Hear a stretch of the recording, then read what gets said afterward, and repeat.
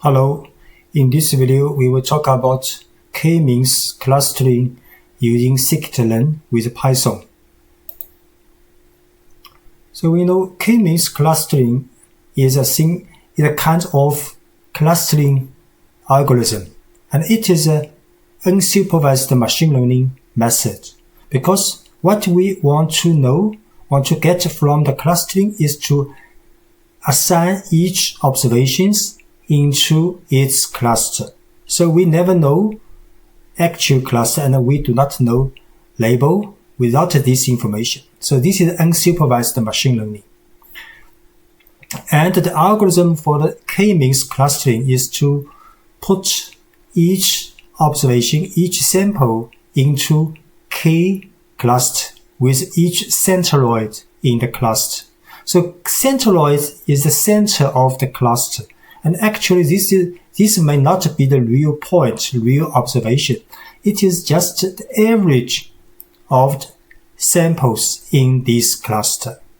So first, the algorithm will pick random centroids for each cluster. So we have to define the cluster number. For example, we define 3 clusters or 4 clusters, 5 clusters. So this is subjective. And later we will see how is the best number of cluster. So if we have defined the cluster number, so randomly pick k centroids for each cluster, then assign each example to the nearest centroid. Then we move the centroid to the center because the new samples, new observations have been added to the cluster. So this centroid will be updated because the new points coming in, right? So this process will be done iteratively until the centroid will not be moved so big, or the algorithm running will over the maximum number of iterations. So this is the basic process of the k-means clustering. And how to define measurably what is the distance or the similarity for the point to each cluster. So this used Euclidean distance between 2 points, or the similarity. So this distance is smaller, the similarity is better, right? So for example, 2 points x and y, each x and y has same dimension. So we will minus xj dimension, yj dimension, that takes square, then sum together for odd features for these 2 points.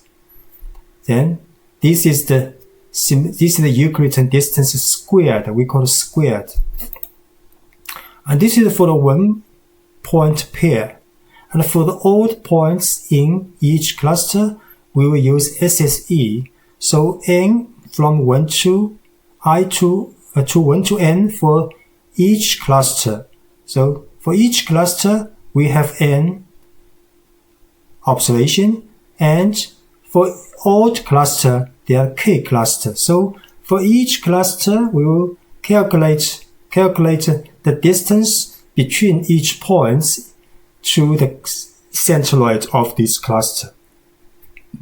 Then Wij is if this point belongs to this cluster will be 1, otherwise it will be 0.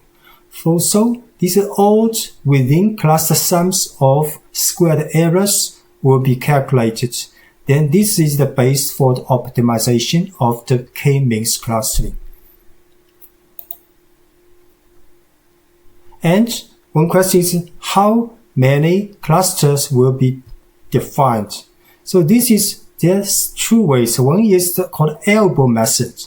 So elbow method is to show in figure that this SSE in decrease, because k is larger, then the SSE will be decreased. And if the SSE is not decreased so quickly, then this point is best k we will choose, and we will show later in the code. And another method is to look at so-called silhouette plots. So silhouette plots is for each cluster. If you have 3 clusters in the figure, have 3 subplots for silhouette plot. So if each one is look similar, then it's good. But if one of them, for example, we defined a wrong k number, wrong actually is 3 clusters, but we define as 2 clusters. So the silhouette plot would be not so good and would be very skewed. So next we will go to the Python code. And one thing is, if you want to download the code, you can go to this link and download this file, chapter 10 P1 for the machine learning on the GitHub. And we also have a website for Python and R training, rdatacode.com, if you want to have a weekend course with very cheap paid course. So we will run some code for this k-means clustering. So this file, chapter 10, first we start working directly and load all the packages. Some packages may not be used, but we just load all, then skip several parts of the code. And then we go to this part. We will create several data for the grouping. So this is, can see this is data, 150 points are clustered. So the real cluster is 3. We just created this random data. Now we use k-means for the 3 cluster, and initial for the centroid is random, and we set 10 sets of initialization and choose the best one. And the maximum iteration is 300, and we set a tolerance very small number. So run this, and next you can train the module for X data. It take very quick. Next we will plot the trained module and with the centroid. So you can see this is a trained module, actually quite good, and with the centroid here. So actually this k-means work very efficiently. You can see the real data. Maybe this one, also this belongs to this cluster. No any wrong clustering we have seen.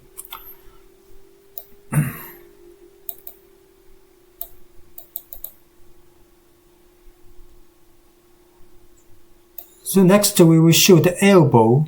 This is called initial inertia plot.